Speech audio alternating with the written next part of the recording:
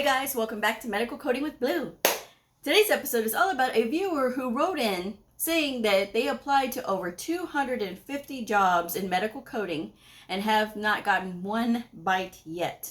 Now, what could be going wrong and some tips to help. So, here we go. I'm going to read the comment. So the comment says, I passed my CCS in July, have 20 plus years in healthcare, have applied to over 250 jobs, not one bite.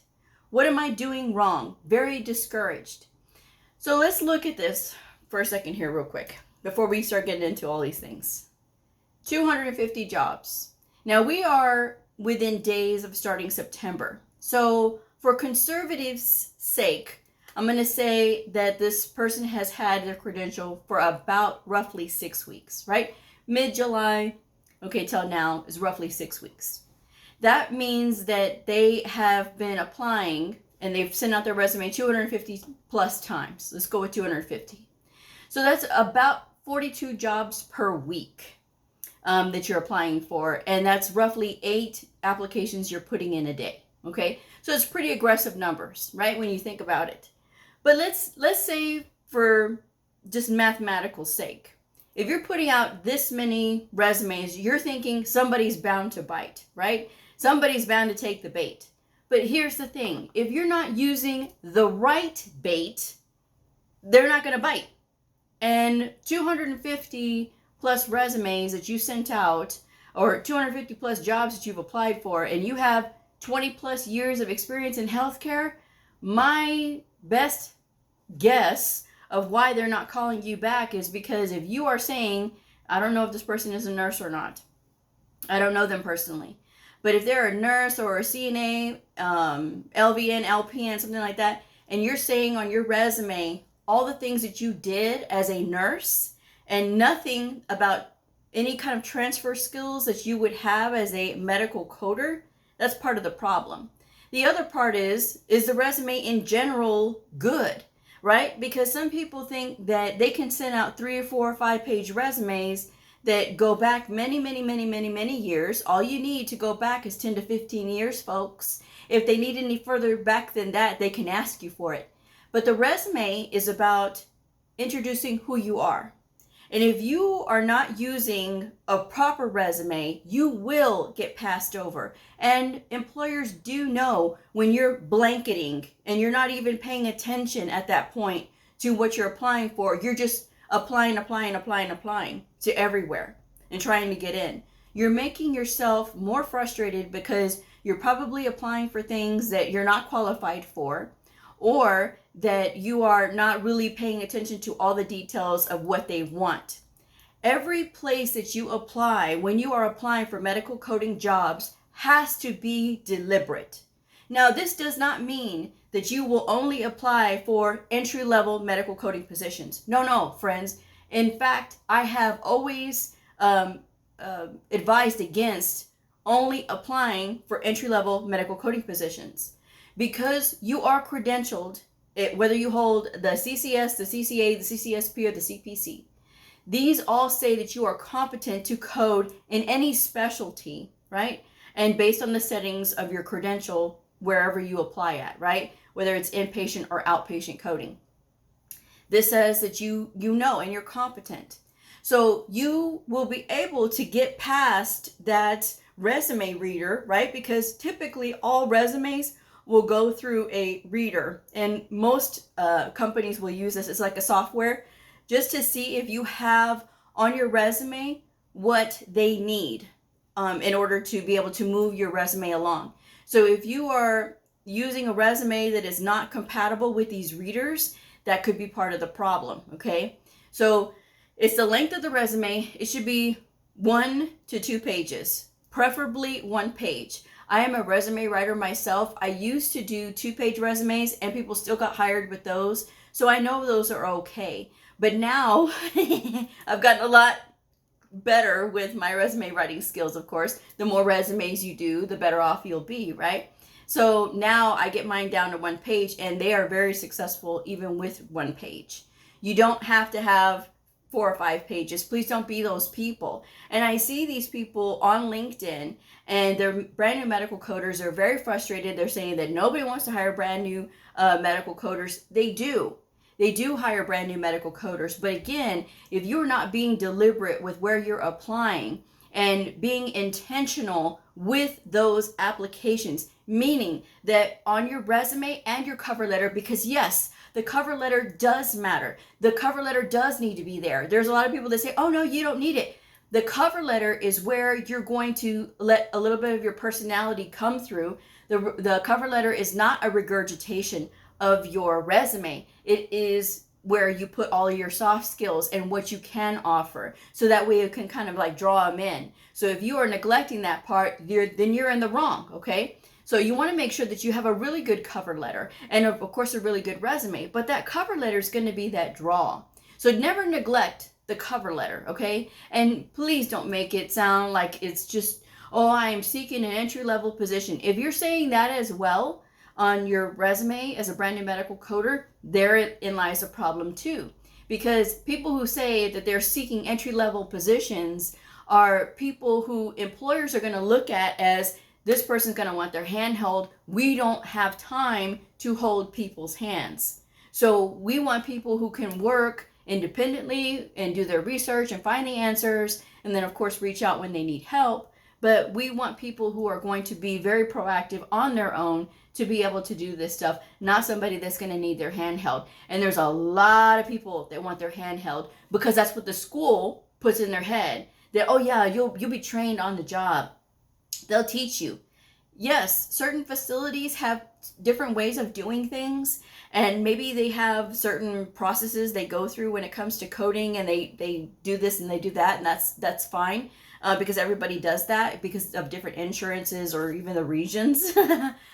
But it doesn't mean that you need to highlight the fact that you have no experience. They're going to see that you have no experience on your resume. And so that's when you want to highlight all of your skills. Now, I have talked about these skills time and time again.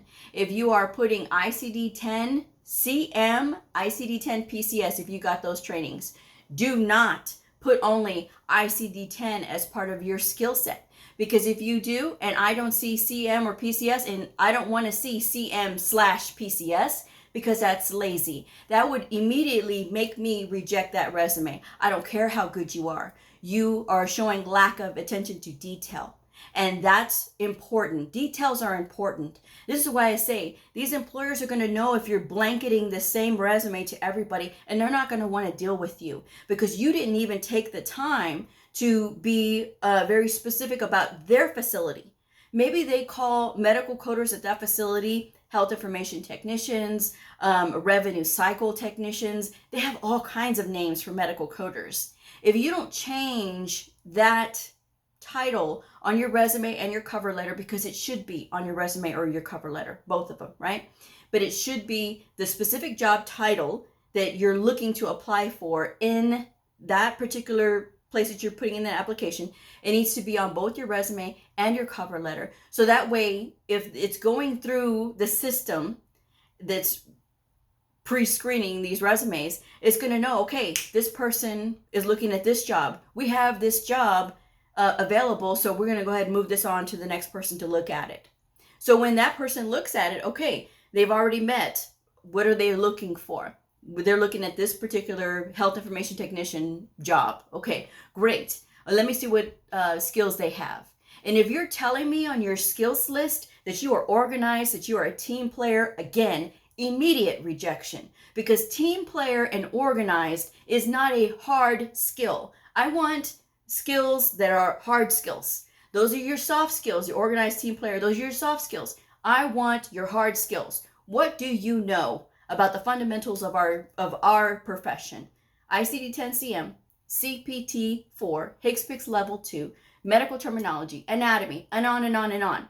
And you can see those in the job listings, right? You can see what kind of skills that they're looking for when you look at the job listings. So if you don't have those on your skills list, and please don't say, well, I don't have experience. Experience and skills do not mean the same thing. You can have skills that you've built, but no experience yet. I talked about this yesterday on yesterday's video, but I'm going to reiterate it again because I want y'all to understand that these employers do not have time for tomfoolery. They don't. They want people who are going to be there and to get to the point and be very concise and know what they are offering to this employer. Okay? So if you're saying to me on this resume that you have your professional summary, you as a brand new medical coder with no experience have no professional summary. Me personally, that I have 15 years in the field, I have a professional summary because I can say that I've done professional feed coding, I've done clinic coding, I've done this, I've done that. I can say all these things. You as a brand new medical coding student who just graduated and got their certification do not have that. So what do you have then? Your professional objective. Now there is some debate amongst resume writers about this. All I know is what my track record says, and my track record says I have very good resumes that I produce, and I will always put, depending on the client, a professional summary or a professional objective. And I've never gone wrong with either one of those. So I'm just saying. But that's the thing that you have to look at when you're getting out in the real world, all right? And you have to know that if you're going to farm out your resume to somebody else to do, right? You want to make sure that this is a person who understands medical coding and what we do, because there's a lot of people who say, oh, well, I know this and I know that, and they don't know a hill of beans about coding. And this includes my nurses. This includes y'all too. Because sometimes nurses will say, well, I know this about coding, I know that about coding, and they will say these things, and sometimes it'll get into the head of a medical coding student, and it will discourage them because they think that this person knows because they're obviously, a nurse and they're in the industry, so they should know. No, it's not always the case. It's the same thing with resume writers. You can have a professional resume writer who uses like the same sort of layout for everybody and just kind of changes things here and there. But if they don't understand what medical coding employers are looking for and what medical coders do, they're not going to know how to write those transferable skills from previous jobs. And believe me, there are plenty of transferable skills from previous jobs that are not related to coding. So that's the thing. Again, if you have somebody who knows that, like I do, and I'm not sitting here trying to sell the fact that I do resumes. If you want to contact me for resume rewrite, you're totally fine to do that. What I'm saying is this: you have your choice. There's plenty of resume writers out there, but I'm telling you what to look for so that you get the best possible person to write this for you. Okay? So that's just all I'm saying. You can go with whoever you want to. But what I'm saying is this: they need to know about our industry and what we do so that the resume that you put out there is going to be reflective of what employers are going to be looking for, all right? Based on what your training was and the skills that you do have. Because everybody has skills, guys. Everybody does.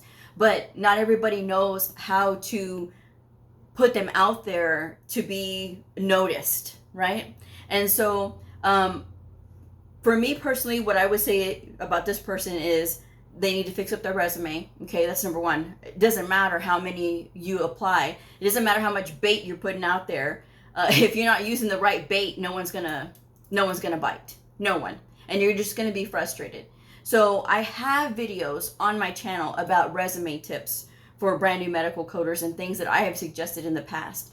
Why people don't look at those more, I don't know, but they're out there. And so I would recommend looking at those things. I would recommend being intentional. So when you are applying at a place, yes, you do need to change the name on every single time when you're applying and you're giving out your resume. Do not write me complaining that you don't want to do that. You will be blocked. I'm not going to waste my time talking to people who write to me complaining that they don't want to have to do that. Looking for a job is probably one of the most ego bruising times of your life, right? Because it's so much rejection. It's a lot of rejection. It's a lot of, this and that, and then ghosting.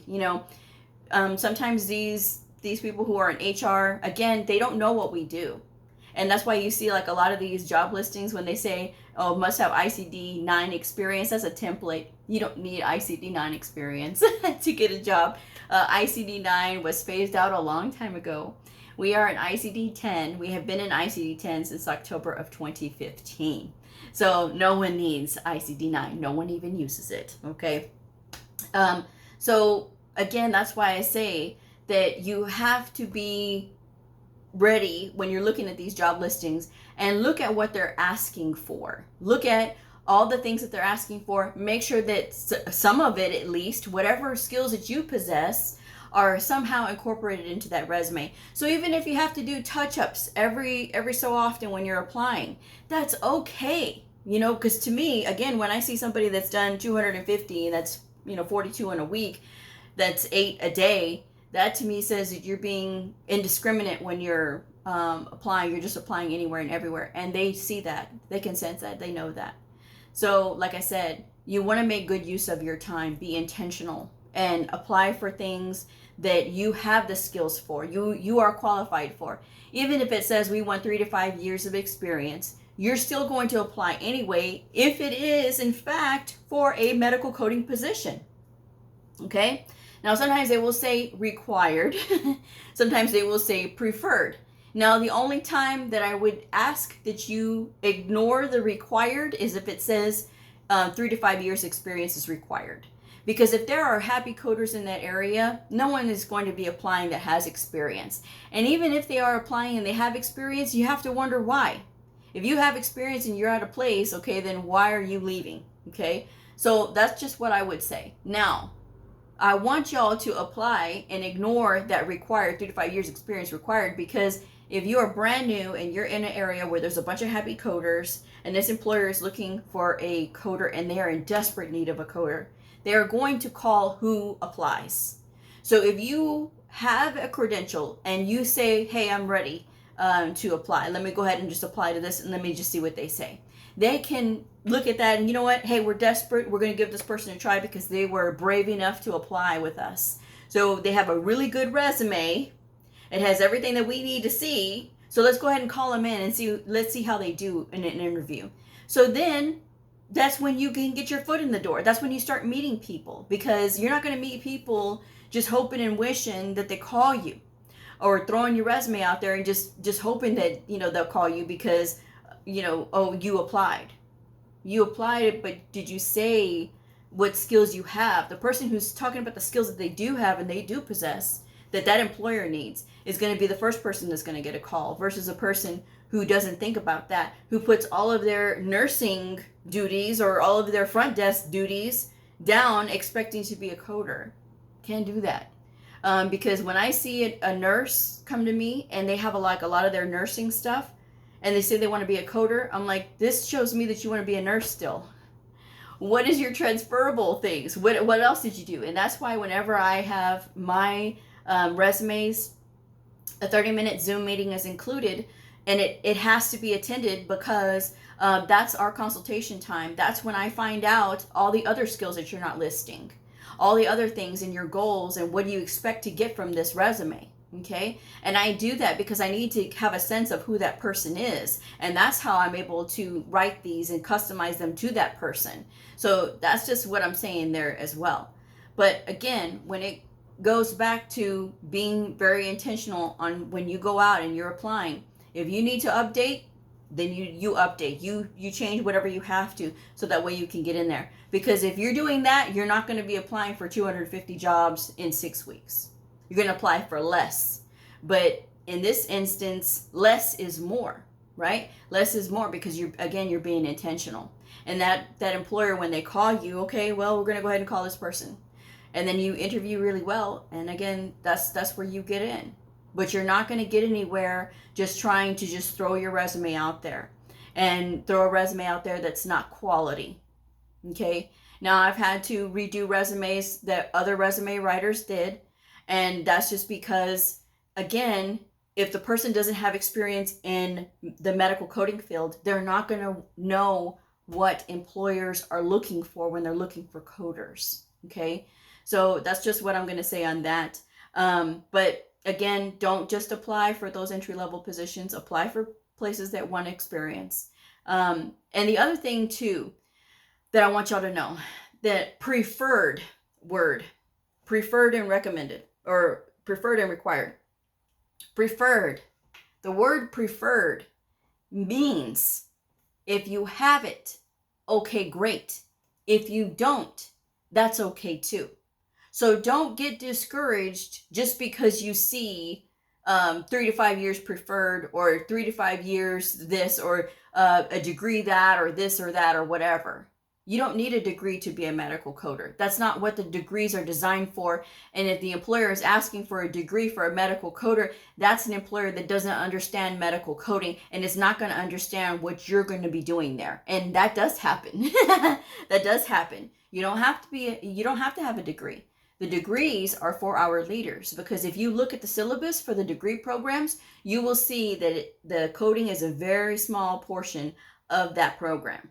So you don't want to waste your time on a degree if it is coding that you want to pursue.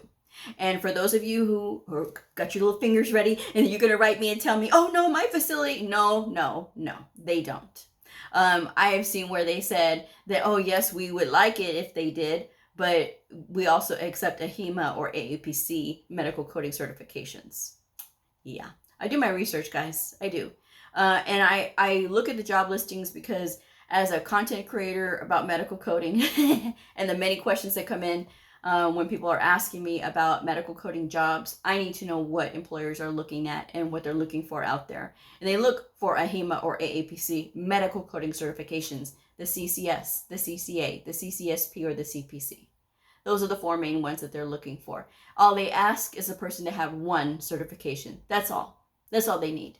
But when they're looking for leaders and supervisors and lead medical coders and auditors, that's when they start looking for the degrees. Because the degrees, again, they're the ones that concentrate on medical law and ethics and the human resources side and all of those things. That's what those degrees are for, so. But that's just my advice anyway. So take your time out there, but be deliberate with your applying for jobs.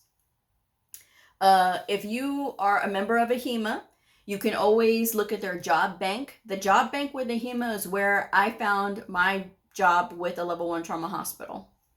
So, there's plenty of really good job listings on there. I always recommend to apply with a temporary agency. There's temporary agency, and then there's staffing agencies that are like for coding, right? I'm not going to mention them because they irritate me. Those are not the ones I'm talking about. I am talking about temporary agencies like in your area. If you Google temporary agencies for medical professionals, a whole list of them will come up. I did it for the city of Dallas. I am not in Dallas, but I did see plenty of them come up. And a lot of times with these temp agencies, they get contracts to do like backlog coding and things like that. So they just want you to be certified. You don't have to have experience. But that's how you start gaining experience, because all those assignments that they put you on is what is going to be added to your resume. And that's just going to be a great thing for you, because then you're going to get more experience, and then you're going to start to really know what you're doing. So that's just what I would recommend. Please, again, don't write me and tell me that you don't want a temporary job, because you're going to get blocked, because that's where I started. And it's not forever. And the temporary jobs are not the onesies and twosies things. They're usually assignments that are like 3 months, sometimes 6 months, sometimes a year. It really all depends. The temp agency that I went to and when I got my start set me up with a 3-month assignment the first time. And then I got a 5-year assignment, but I ended up leaving 8 months later because I had found a job on my own with my now forever home. So I'm just saying that, but I want you guys to think outside the box when you are applying, and applying with the temp agency and having your name on file with them to get your foot in the door somehow, some way is a great start. Try not to get discouraged, but this is the time that is going to happen. And this is the time where the industry tends to weed out people. But you have to be very stubborn, and you can't give up, and you can't let these things hurt your feelings when you don't get calls back. Okay, it's going to happen where you're going to get rejected. I got rejected several times in the beginning because I didn't know, and there wasn't somebody on YouTube to tell me and give me any kind of guidance. I'm giving you guys guidance, and some of you are still running around not knowing what to do instead of just listening and following advice. So again, take it or leave it, or don't leave and listen. It's up to you. But that's just what I would say in this instance, because this person commented on my Instagram page. And I would say the same thing to anybody who commented on any of my other social media outlets. The same thing. Okay, so with that said, I'm going to go ahead and wrap this one up. But best of luck to you guys. I really do want y'all to succeed. But you have to start. Okay, we've got to do the hard work. We've got to do the heavy lifting. I'm just saying. So with that said, I'm going to wrap this one up. If this video helped you, please like, subscribe, and share, and I'll see y'all next time. Bye.